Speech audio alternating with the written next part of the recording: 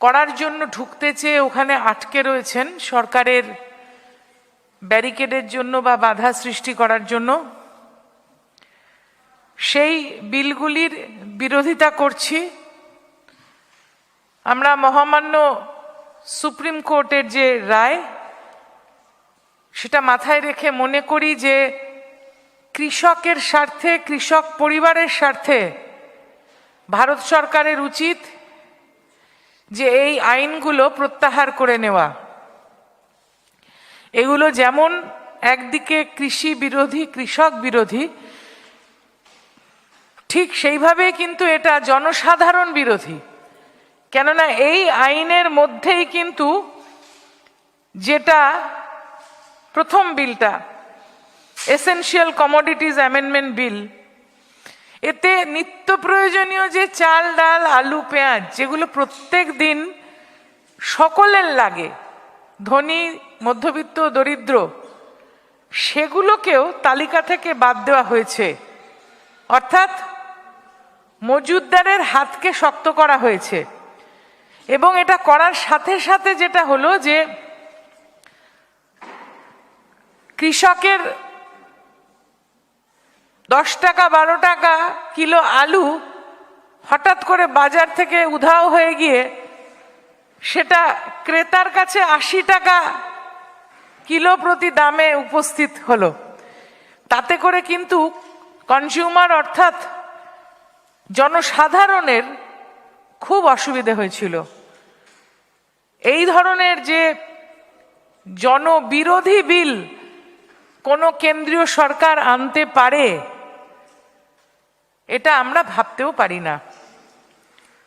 কেন্দ্রীয় সরকারের কিন্তু অনেক কৃষকের সাথে কাজ করার আছে এবং সেগুলো কিন্তু স্বামীনাথন কমিটির রিপোর্ট ধরলেই বোঝা যাবে যে বিভিন্ন দিক চিন্তা করে কিভাবে নির্দেশিকা দেওয়া ছিল, কিন্তু সেগুলো সম্পূর্ণভাবে এড়িয়ে যাওয়া হয়েছে। মিনিমাম সাপোর্ট প্রাইসের কথা, অর্থাৎ একটা কৃষক ফসল উৎপাদন করতে গেলে প্রথম কথা বীজ, তারপরে সার, তারপরে কীটনাশক, তারপরে সেচ, এগুলো প্রত্যক্ষ খরচা। যে মানুষ কাজ করছেন লেবার, তাতে করে কিন্তু অনেক কৃষি পরিবারের ফ্যামিলি লেবার বলে একটা কথা আছে, বাড়ির সবাই কাজ করেন। কারুর কারুর জমির একটা লিজ থাকে, জমির উপরে ঋণ থাকে, এই সব ধরে কিন্তু স্বামীনাথন কমিটির ডিরেকশনটা ছিল, কিন্তু সেগুলো মাথায় না রেখে এই বিল করা হয়েছে। আরো অনেক বিষয় আছে, ধরুন ইউরিয়ার প্রোডাকশন, সয়েল কোয়ালিটি বা বীজের কোয়ালিটি, জেনেটিক্যালি মডিফাইড বিল যে বীজ পুঁজিপতিরা চালাতে চেষ্টা করছে বারে বারে, সেগুলো নিয়ে সিদ্ধান্ত। এই ধরনের অনেক গম্ভীর আলোচনা আমরা আশা করি সরকারের কাছ থেকে, কিন্তু তাদের কাছে আশা করাটাই হয়তো বৃথা। কেননা যখন কৃষি বিলগুলো অধ্যাদেশ হিসেবে আসে, একটা বদভ্যাস হয়ে গেছে এই কেন্দ্রীয় সরকারের অধ্যাদেশ নেওয়া, সংসদীয় রীতিনীতিকে উপেক্ষা করে সাংসদদেরকে এড়িয়ে, হয়তো দিন 15-র মধ্যে সংসদ একটা অধিবেশন শুরু হবে, কিন্তু তার আগে একটা অধ্যাদেশ, এই যে অর্ডিন্যান্স পাস করা, এটা কিন্তু অগণতান্ত্রিক। এই সরকার অগণতান্ত্রিক সরকার, এই সরকার কৃষি বিরোধী সরকার, এই সরকার জনবিরোধী সরকার, এই কেন্দ্রীয় সরকার। সুতরাং এই সরকারের কাছে আমরা এই ধরনের আশা করতেই পারি। দ্বিতীয় যে আইনটি, প্রায় সেই নীল চাষের সঙ্গে তুলনা করা যায়, যে গায়ের জোরে কৃষককে বাধ্য করা হচ্ছে যে বৃহৎ পুঁজির সঙ্গে একটা আঁতাত গড়ে তুলতে, অর্থাৎ বৃহৎ পুঁজিপতির স্বার্থে কাজ করছে এই সরকার, যেটাকে আমরা বিরোধিতা করছি। না হলে বিল আসার আগেই কিছু কিছু পুঁজিপতির কি করে বড় বড় ওয়্যারহাউস তৈরি হয়ে গেল, এবং টোটালি যে এগ্রিকালচার প্রডিউস মার্কেটিং সিস্টেমটা আমাদের রাজ্যে রাজ্যে ছিল সেটাকে বাইপাস করে, অর্থাৎ স্টেট গভর্নমেন্টের মনিটরিংটাকে টোটালি বাইপাস করে এই পুঁজিপতিরা কিন্তু সরাসরি কিনতে পারবে কৃষকের কাছে। কিন্তু যদি অতিবৃষ্টি, অনাবৃষ্টি বা যে কোনো কারণে ফসল ভালো না হয়, তারা বাধ্য থাকবে না কেনার জন্য। তখন কিন্তু কৃষক মার খাবে, কৃষক পরিবার মার খাবে। আবার বলছে আমরা তো বলেছি যে কোর্টে যেতে পারে। কৃষক পরিবার, যার জন্য আমাদের রাজ্য সরকার তাদের বাড়ি অবধি রাস্তার ব্যবস্থা করছেন, কিষাণ মান্ডি তৈরি করছেন ঘরের কাছে, সেচের ব্যবস্থা করছেন এবং তাদেরকে মাননীয় মুখ্যমন্ত্রী মমতা বন্দ্যোপাধ্যায় পরিকল্পনা মাফিক কৃষক বন্ধু প্রকল্পের মাধ্যমে চাষের উপকরণ দিচ্ছেন, কিষাণ ক্রেডিট কার্ড দিয়ে সাহায্য করছেন, মিউটেশন খরচ এবং খাজনা কৃষি জমির উপরে সম্পূর্ণরূপে মুকুব করছেন কৃষককে সাহায্য করার জন্য। কেননা কৃষক কিন্তু প্রান্তিক কৃষক, বিশেষ করে ছোট কৃষকরা তাদের গণ্ডির মধ্যে থাকেন। সেখান থেকে বেরিয়ে তারা কোর্টে যাবে কি করে? বৃহৎ পুঁজির বিরুদ্ধে তারা লড়বে কি করে? অর্থই বা পাবে কি করে? প্র্যাকটিক্যাল প্রবলেম যাকে বলে, ট্রান্সপোর্টেশন প্রবলেম। এখন যদি বৃহৎ পুঁজি সুপ্রিম কোর্টে কেস করে, তাহলে আমার ছোট্ট প্রান্তিক এলাকা দেগঙ্গা, কৃষি প্রধান এলাকা, বারাসাত সেগমেন্টের মধ্যে আমি উদাহরণ দিচ্ছি, সেই দেগঙ্গার কৃষক কি সুপ্রিম কোর্টে একা একা গিয়ে লড়তে পারবে? তার মানে এই কথাটা বিভ্রান্তিমূলক এবং একেবারে চিন্তা না করে কৃষক বিরোধী সিদ্ধান্ত নেওয়া হয়েছে। এবং তৃতীয় যে আইনটি হয়েছে, সেই তৃতীয় আইনটিও কিন্তু সম্পূর্ণভাবে কৃষক বিরোধী। এরা বলছে যে ওয়ান মার্কেট, অর্থাৎ কৃষক যাবে অন্য জায়গায় বিক্রি করতে। Farmers produce trade and commerce bill, অন্য জায়গায় কৃষক যাবে কি করে? আমাদের দেশে বেশিরভাগই কিন্তু ক্ষুদ্র চাষি, ছোট চাষি, বিশেষ করে পশ্চিম বাংলায় কিন্তু আমাদের ওই এক একটা কৃষকের কাছে, এক একটা কৃষক পরিবারের কাছে কিন্তু ওই 3 একরের কম, 1 হেক্টরের কম জমি আছে। সেইখানে দাঁড়িয়ে কিন্তু তারা ওই বৃহৎ পুঁজির বিরুদ্ধে লড়তেও পারবে না এবং তাদের যে উৎপাদিত ফসল তারা ঘরের কাছে বিক্রি করতে সহজাতভাবে অনেক বেশি স্বাচ্ছন্দ্য বোধ করে। তাকে যদি বলা হয় যে আপনি ওয়ান মার্কেট, মানে এটার চাহিদা আছে কর্ণাটকে, আপনি চলে যান, তাহলে সে জিনিসটা নিয়ে যাবে কি করে? এগুলো তো প্র্যাকটিক্যাল প্রবলেম। এগুলো বোঝা যায় যে যারা কেন্দ্রীয় সরকারে আছেন এবং এই আইনগুলো লিখছেন বা গায়ের জোরে অধ্যাদেশের মাধ্যমে পাশ করাচ্ছেন, তারা দেশের মানুষের সম্বন্ধে কিছুই জানেন না, অনভিজ্ঞ। এই বিভিন্ন কারণে কিন্তু আমরা এগুলোর সরাসরি বিরোধিতা করেছি, কিন্তু আমাদের কথা বলতে দেওয়া হয়নি। পার্লামেন্টে যখন সেপ্টেম্বর মাসে আনা হলো, তখনও গায়ের জোরে রাজ্যসভার থেকে বিভিন্ন সম্মানীয় সাংসদদেরকে বার করে দেওয়া হলো, লোকসভায় বলতে দেওয়া হলো না।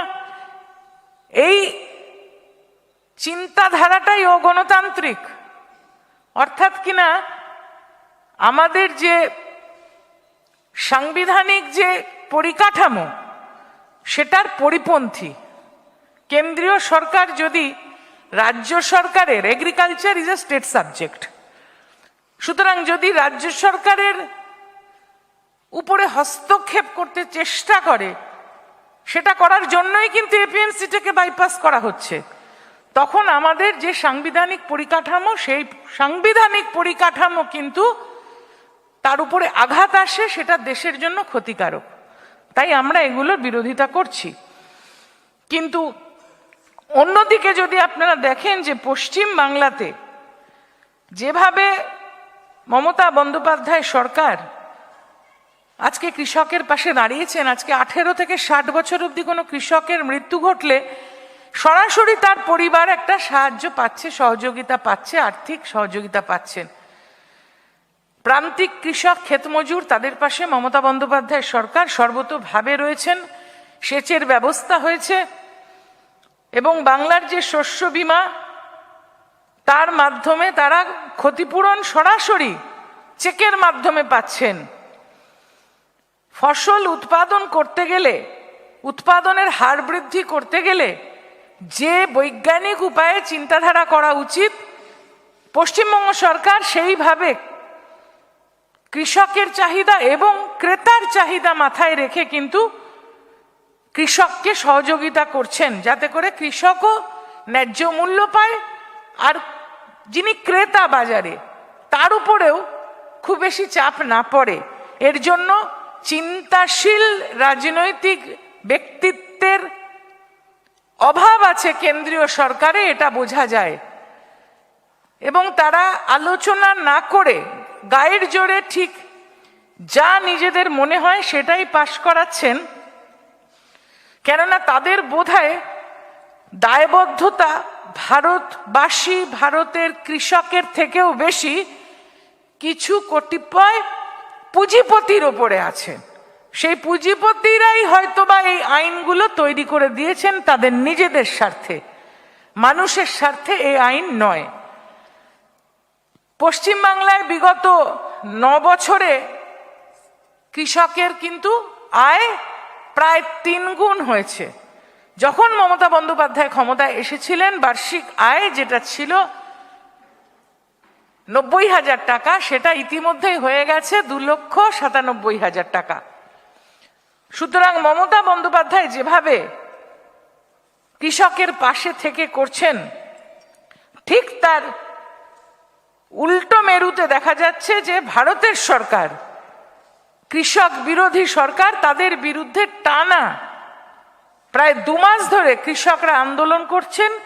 প্রায় 60 জন মারা গেছেন এবং সুপ্রিম কোর্টও বলছে আলোচনা করুন।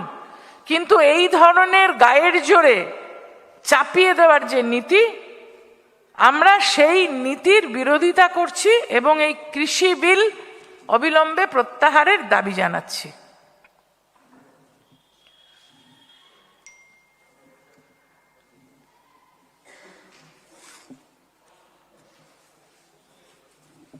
ঠিক আছে।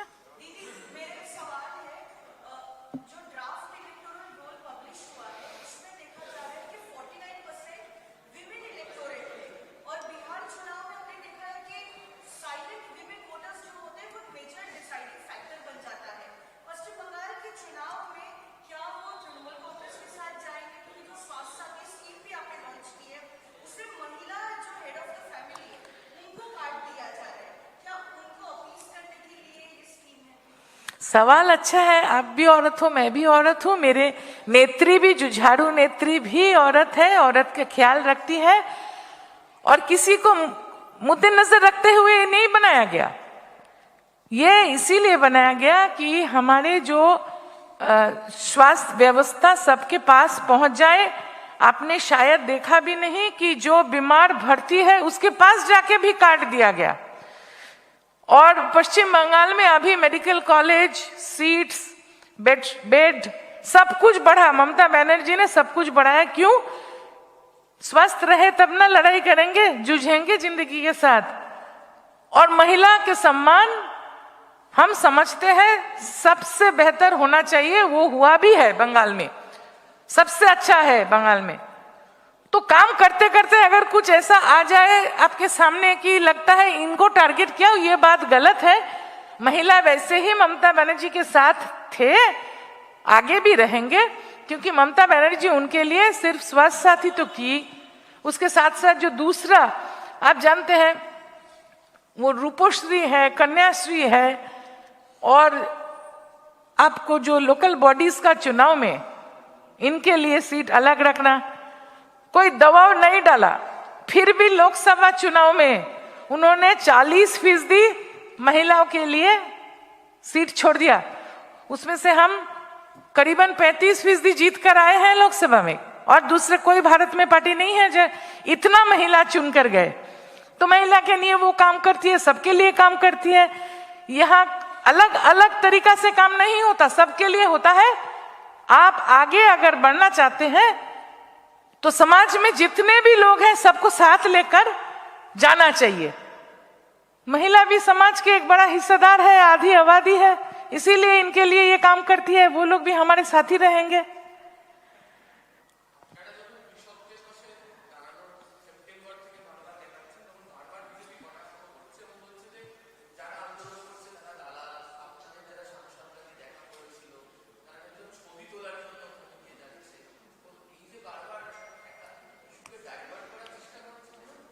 হ্যাঁ দেখুন, কুকথা বলা, মিথ্যা কথা বলাটা এদের একটা বদভ্যাস, এবং পৃথিবীর শ্রেষ্ঠ মিথ্যাবাদী পশ্চিমবাংলায় এসে বসে আছে, আমি আগের দিন বলেছিলাম। সুতরাং মিথ্যা কথা বলাটাও তাদের বদভ্যাস। আর ছবি তো ওনারা তোলেন, লোকের বাড়িতে শালপাতায় হোটেল থেকে খাবার নিয়ে গিয়ে খেয়ে ছবি তোলেন, সে অভ্যেস আমাদের নেই। যখনই নিপীড়িত কোনো মানুষের খবর মমতা ব্যানার্জির কাছে পৌঁছয়, আজ নয়, ওনারা মমতা ব্যানার্জিকে হয়তো হালে চিনেছেন, 40 বছর আগের থেকেই মমতা বন্দ্যোপাধ্যায় যখন খুব অল্প বয়সী একজন সংগ্রামী নেত্রী ছিলেন, সেই সময় থেকেই যখন যেখানে নিপীড়িত মানুষের খবর পেয়েছেন তিনি ছুটে গেছেন। সেই জন্য যখন হায়দ্রাবাদে কিছু হয় তখনও উনি সাংসদদের পাঠান, উত্তরপ্রদেশে হলেও পাঠান, গুজরাটে হলেও পাঠান। আর পাঞ্জাবি কৃষক ভাইয়েরা যারা এখন আন্দোলন করছে, এই প্রচন্ড ঠান্ডার মধ্যে মারা গেছেন, তবুও আমরা তাদেরকে ধন্যবাদ জানাই, স্যালুট করি যে তারা তাদের আন্দোলনটাকে জিয়ে রেখেছেন এবং যথাযথভাবে চালিয়ে নিয়ে যাচ্ছেন। সেই জন্যই তাদেরকে সহযোগিতা করার জন্য, সলিডারিটি জানাবার জন্য তিনি তার টিম পাঠিয়েছেন।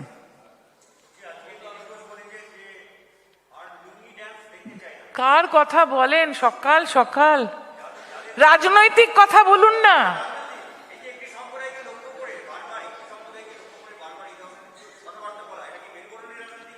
শুনুন না, যারা রাজনীতি সঠিকভাবে করেন, মানুষের স্বার্থে করেন, তারা এই ধরনের আলটপকা মন্তব্য করে না, এবং যিনি করেন তিনি রাজনীতি করেন না। সুতরাং আপনি যদি রাজনীতি নিয়ে প্রশ্ন করেন করুন, কিন্তু এই ধরনের বাচাল কথাবার্তার জবাব আমার কাছে নেই।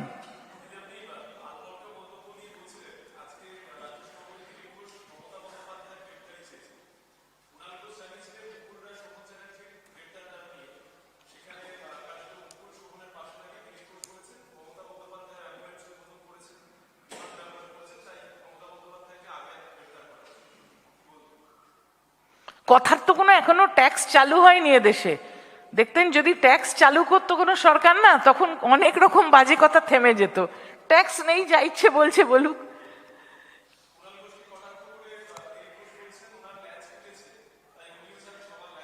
আমি বললাম না যে ধরুন রাজনৈতিক সৌজন্য এবং শালীনতা বোধ না থাকলে জনগণের কাজ করা যায় না। যাদের সেটা নেই তাদের নিয়ে আমি মন্তব্য করতে চাই না। Yeah, sure.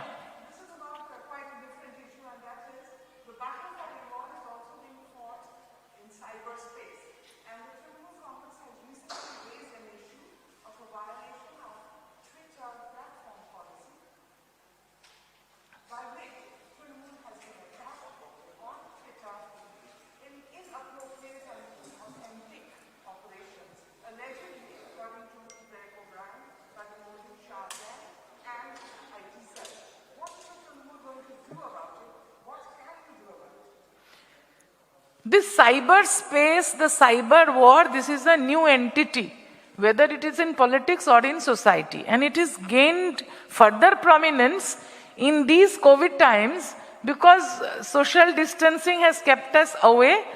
So more and more people got involved in this kind of cyberspace communication. Now, a party which is used to spreading canard, spreading fake news for their very existence, they are going to do this further with further enhancement and hitting below the belt. We will have to take it up with appropriate authorities at appropriate time.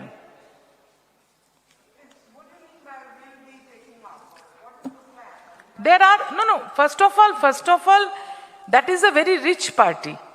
They have their own very large cyber cell who are used to spreading canard and fake news after making it. When the last meeting was, press conference was addressed by me, we had shown some pictures also. A picture was being shot in Bhojpuri with a woman being molested, and it was spread that that was a picture from Bengal. So if they are stooping so low with their fake news, then there has to be steps taken, but every strategy cannot be discussed publicly. That is what I mean. Of course we know. Each of us are doing it. We don't have money to keep people for us. We are doing it ourselves to protest against this kind of political misogyny sometimes, political cannot sometimes.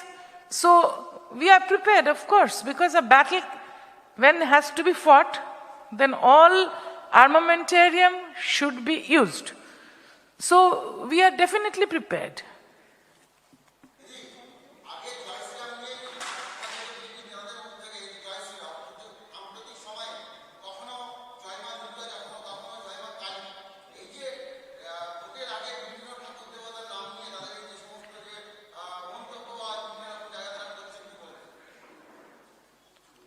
ওনাদের যে strategy, ওনারা যদি পাল্টান সেটা তো ওনাদের ব্যাপার, এবং ওনারা কোন ঈশ্বরের শরণাপন্ন হবেন নির্বাচনী বৈতরণী পার করার জন্য সেটা তো ওনাদের ব্যাপার।